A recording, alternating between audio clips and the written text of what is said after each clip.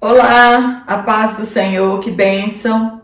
Já estamos na segunda lição e como somos gratos a Deus por essa inspiração deste trimestre maravilhoso, que já estamos falando a respeito de missão. Falaremos durante todo este trimestre, em 14 lições, sobre missão transcultural e, por que não, missão local e também missão em nossa nação. Para você que está aqui pela primeira vez, sou Jane Martins de Souza, professora e superintendente de Escola Bíblica Dominical. É uma satisfação enorme para mim estar aqui semanalmente. Também uma satisfação enorme ter você aqui no meu canal semanalmente. Já quero deixar o meu muito obrigada pelo carinho, por você que está compartilhando as minhas aulas, se inscreveu no meu canal, isso é muito importante. Você curtir as minhas aulas é muito importante para que o meu canal também chegue ao conhecimento de outras pessoas e possamos ajudar outras pessoas com esses subsídios para as nossas EBDs. Sabemos que nós que somos professores precisamos sim de muitos subsídios para levar conhecimento para a nossa classe e também para o nosso crescimento espiritual. Hoje, na lição de número 2, falaremos sobre missões transculturais, a sua origem em Deus. Está em Gênesis, capítulo 12, do verso 1 a 3, trataremos esse texto como base para a nossa lição. E também o mesmo livro, no capítulo 17, do versículo 1 a 8.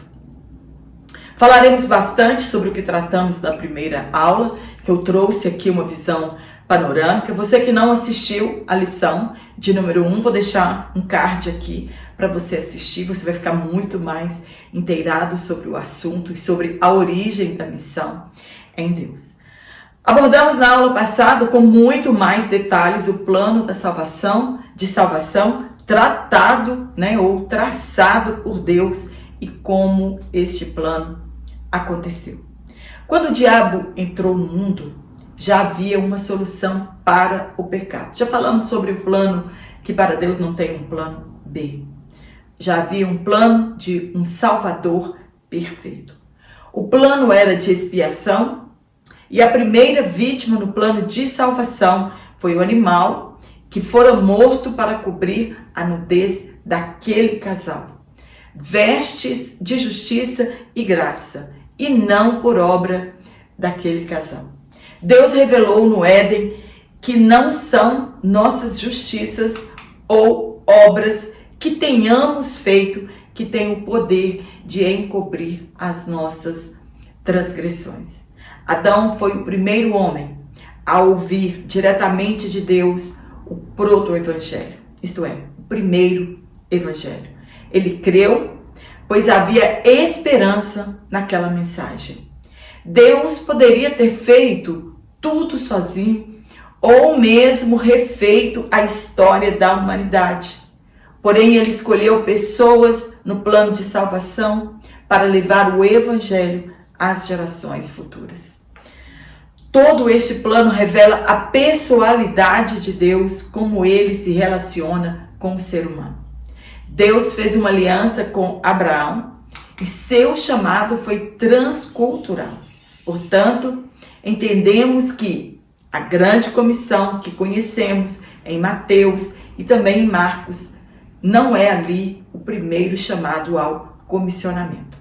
Abraão foi comissionado por Deus para ser uma bênção para todas as famílias da terra, para todas as gerações, e sua descendência traria bênçãos para toda a humanidade. Missão começa em Deus e é Ele que escolhe pessoas para este propósito. Assim como foi com Noé, com Abraão, com Israel, com Jesus Cristo e, por fim, com a igreja. Missão transcultural ela é feita quando atravessamos as fronteiras de outros países, de outras culturas, de outras religiões e levamos o Evangelho de Cristo. E a base para que isso seja feito é o amor pelas almas perdidas e sem Deus. O que moveu o coração de Deus ao enviar socorro à humanidade, ao criar o plano de salvação, ao enviar Jesus Cristo, foi o seu amor que excede todo o entendimento. O que deve nos mover a fazer missões, sejam elas locais ou transculturais, deve ser o mesmo motivo: o amor pelas almas. Devemos sentir a mesma compaixão que Jesus sentiu pelas pessoas. No nosso primeiro tópico, nós vamos falar sobre a natureza missionária de Deus. Primeiro ponto: a natureza missionária de Deus no chamado de Abraão. Se fôssemos nós com o mesmo poder de Deus, não teríamos talvez matado Adão e Eva e feito outro casal? Não teríamos destruído o anjo Lúcifer ao pecar e todos os problemas estariam resolvidos? O que impediu que Deus agisse desta forma foi seu grande amor, e ao revelar-se na Escritura, se revela como Deus de amor. Quando alguém nos convida a ir a algum lugar, a primeira coisa que perguntamos: onde é o local que esta pessoa quer nos levar? Ou onde é o lugar para onde estamos indo? Dificilmente iremos a algum lugar sem conhecer o destino. Mas foi isso que Abraão fez. Ele confiou em Deus. Deus chamou Abraão e o separou dos seus congêneres idólatras, a fim de que eles fossem separados para Deus e que mantivessem a verdadeira adoração até a vinda de Cristo. Para cumprir os propósitos divinos, devemos ser separados do pecado, assim como Abraão deveria ter feito logo no princípio.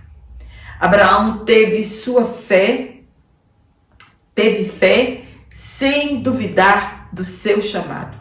Creu e isso lhe foi imputado como justiça. E a fé, ela exige compromisso.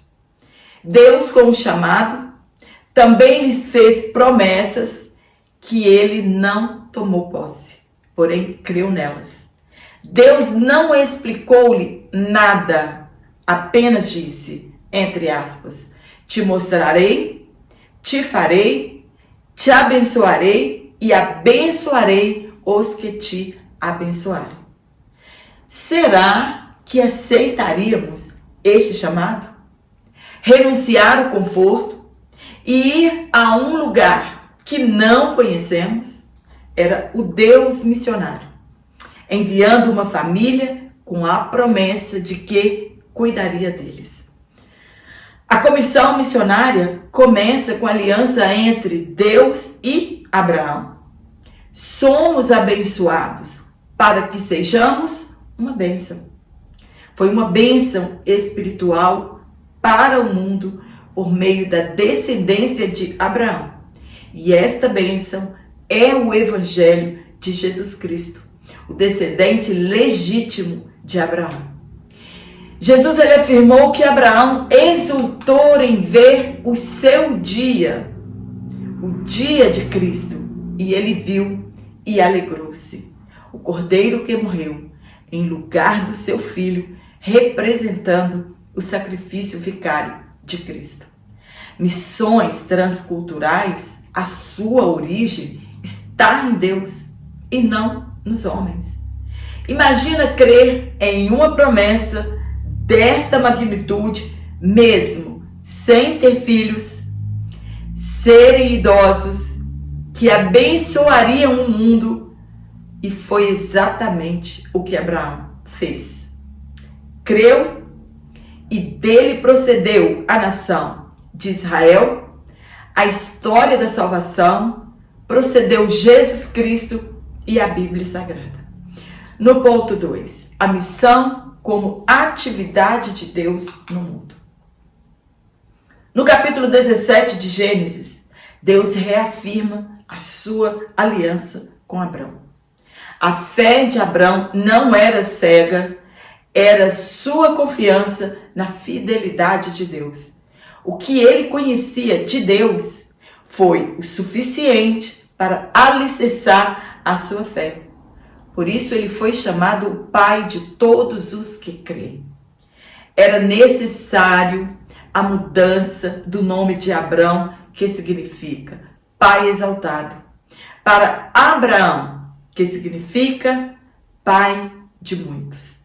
Imagina um homem sem filhos receber esse nome, pai de muitos. Um nome pode não significar muito para algumas pessoas, mas a mudança de nome na Bíblia, ela revela uma experiência que transformou a vida de uma pessoa. Assim foram todos os que tiveram os seus nomes mudados por Deus. Um único motivo de Deus agir e ser protagonista das atividades missionárias é reconciliar a humanidade consigo mesmo, através de Cristo. E hoje temos o ministério da reconciliação. No ponto 3, o nosso modelo missionário. Deus é o nosso modelo missionário e é nele que devemos nos espelhar. Foi Deus que levantou grandes homens e mulheres que se tornaram modelos missionários para nós. Mas é Deus que dá e deu estratégias a essas pessoas, que foram chamadas, separadas, capacitadas para anunciar o Evangelho ao mundo. Olhamos para o passado para ampliar a nossa visão de como fazer missão, mas o modelo de missões é de Deus.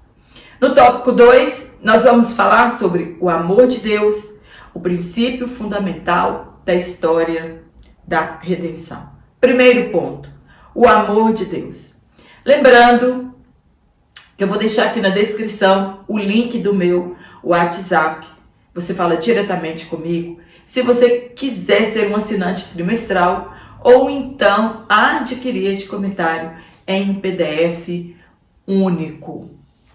Lembrando também para você que em novembro vou tirar uns dias de folga e talvez eu não deixe de gravar 2 ou 3 vídeos, aulas. Então, se você preferir, apenas adquira o seu PDF único ou, se preferir, seja um assinante trimestral. E você também pode me seguir em minhas redes sociais.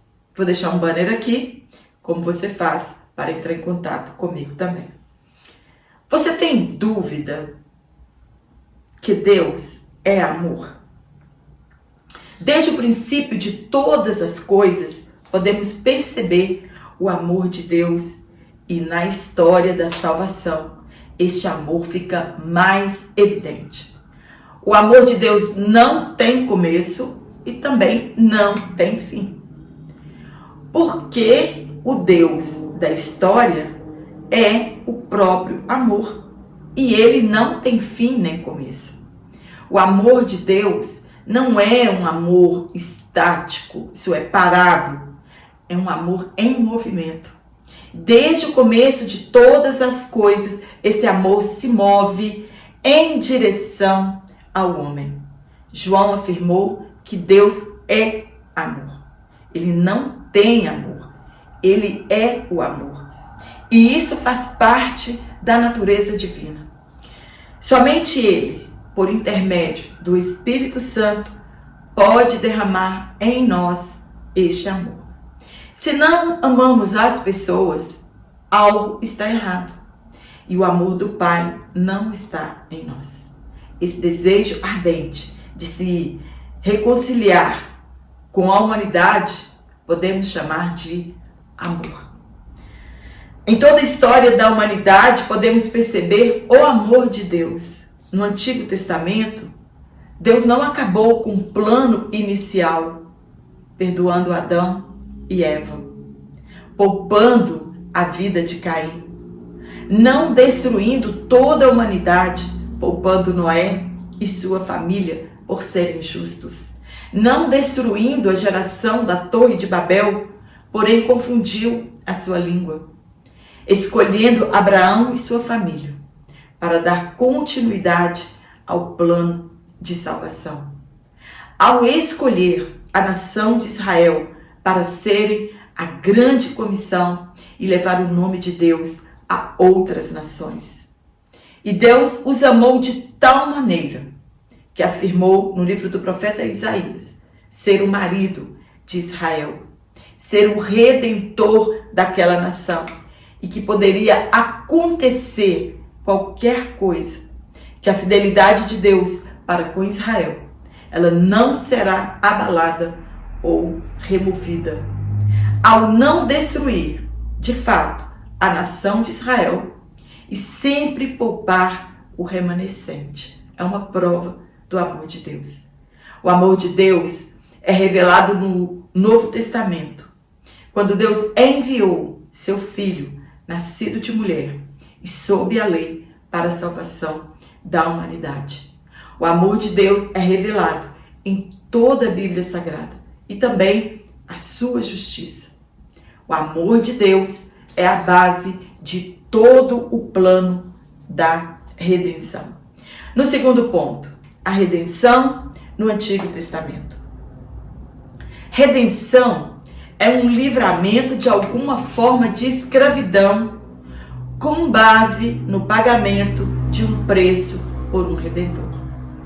Vejamos a diferença de redenção no Antigo Testamento e redenção no Novo Testamento. Para Israel, as bênçãos eram somente físicas, isto é, material. A terra era literal, Canaã. Eles não tinham esperança em uma terra espiritual. A salvação era com base nos livramentos dos inimigos que os afligiam com guerras. O perdão dos pecados era com base nos sacrifícios de animais apresentados no templo. O reino de Deus, para eles, era com base no reino visível da nação. Eles não tinham esperança na vida vindoura. A redenção estava associada à vida familiar, social e nacional. Qualquer pessoa podia ser um redentor, pagando um resgate para a libertação de um escravo, para recuperar um campo que fora vendido por alguém por empobrecer, que poderia ser resgatado, e também de um macho primogênito. Um macho primogênito poderia resgatar tanto o primogênito de um animal. Deus agiu de forma redentora e Jacó testificou isso dizendo, entre aspas, aquele que me livrou ou me redimiu de todo mal. Deus resgatou Israel da escravidão do Egito com braço estendido. Mesmo as libertações feitas por Deus a Israel, no caso do Egito e da Babilônia, sendo físicas e não espirituais, elas traziam em si um significado espiritual, pois era sinal de que Deus os havia perdoado. No ponto 3, a redenção no Novo Testamento. Os israelitas ficaram muito confusos, pois eles sabiam apenas dos livramentos físicos dados por Deus no passado, o reinado físico, e esperavam o reino de Deus literal no seu tempo. Aguardavam a redenção, isto é, de que Deus devolveria o reino a Israel e que os livraria do jugo de Roma. O Antigo Testamento é sombra das coisas que iriam acontecer no futuro. E quando o futuro chegou, eles não entenderam o significado das bênçãos espirituais e, de fato, como se daria a redenção, quem seria o resgatador e de que forma seria pago o preço do resgate. Infelizmente, muitos cristãos da atualidade têm a mesma forma de pensar dos israelitas e vivem apenas as bênçãos materiais e não se preocupam com as bênçãos espirituais. No Novo Testamento, a redenção é uma atividade estritamente divina, que é realizada por Jesus Cristo e através dele, por meio do sangue de Cristo e o perdão dos pecados de acordo com a graça de Deus. Nos redimiu para que recebêssemos a adoção de filhos. A ação redentora de Cristo também tem manifestações físicas, como a cura das enfermidades, mas o seu significado é o resgate espiritual dos pecadores que estão escravizados no pecado. Nossa remissão é assegurada porque Jesus Cristo pagou a Deus o preço do resgate. E o preço foi seu sangue derramado na cruz. Um preço muito alto a ser pago. Assim como Deus aceitou a oferta de sangue de animais nos sacrifícios de expiação no Antigo Testamento, também aceitou a oferta de Jesus em doar a sua vida de uma vez por todas e de uma única vez, para que fôssemos livres da escravidão do pecado e perdoados por Deus. Jesus pagou o preço do resgate a Deus e hoje somos livres do pecado que nos escraviza. Ainda somos sujeitos ao pecado, somos sujeitos a voltar atrás. Portanto, a experiência da redenção só estará completa na segunda vinda de Cristo, na glorificação final do crente. Somente assim descansaremos eternamente e não precisaremos mais lutar contra o pecado que tão de perto nos rodeia. O plano de redenção do pecador, desde o princípio, esse foi o plano de salvação. E é o glorioso anúncio da obra missionária que está fundamentada no amor de Deus. No terceiro tópico e último, nós vamos falar sobre a visão bíblica do caráter transcultural da missão. Primeiro ponto, um Deus missionário. Isso nós já sabemos. Você tem alguma dúvida de que Deus seja um missionário por excelência? Deus criou um plano de redenção perfeito para a humanidade, mesmo sabendo das nossas fraquezas e da nossa luta constante que enfrentamos. Deus não desistiu da humanidade.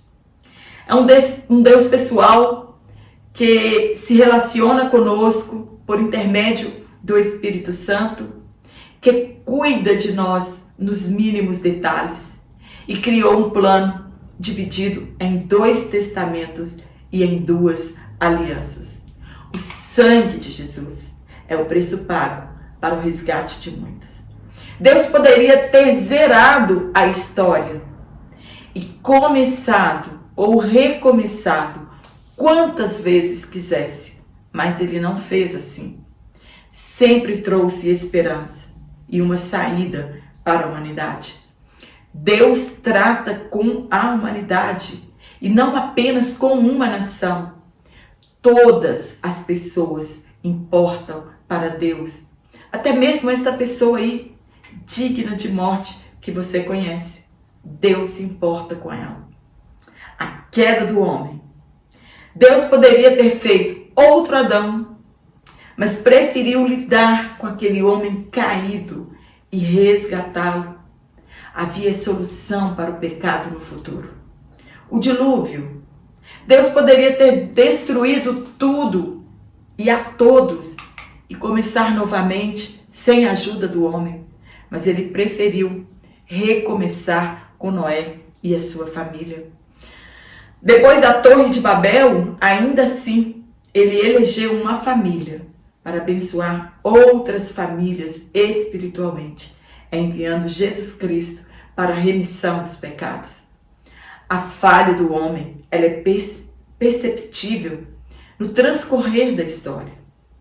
O juízo de Deus é uma realidade e a sua promessa é a nossa esperança.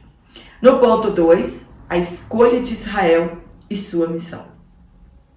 Falamos bastante disso na lição número 1. Se você tiver alguma dúvida aqui, volta lá na lição número 1, que vai abrir um pouquinho seu entendimento sobre isso.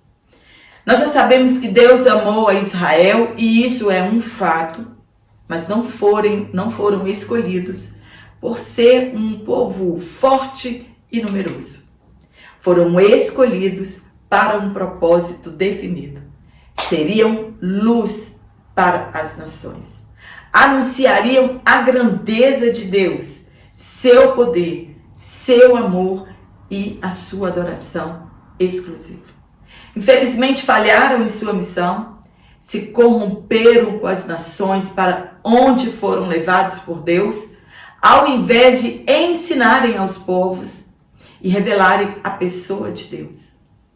Serviram aos deuses pagãos, os adoraram e, sobretudo, adotaram seus costumes pecaminosos. O povo que foi chamado para fazer missão foi destruído para servir de exemplo aos outros povos. Era desejo de Deus que Israel se destacasse como joia preciosa. A santidade de Israel deveria atrair os outros povos. Deveriam revelar a graça de Deus ao mundo, pois eles foram chamados por graça e não por outro motivo. Vieram de Abraão, deveriam revelar isso ao mundo. As promessas de Deus feitas a eles eram condicionais. Somente seriam abençoados se obedecessem às leis de Deus. E como não fizeram assim, sofreram o peso da mão de Deus. Primeiro, Israel foi levado cativo à Síria e depois Judá foi levado cativo à Babilônia. Somente o cativeiro tirou a idolatria do meio do povo de Deus.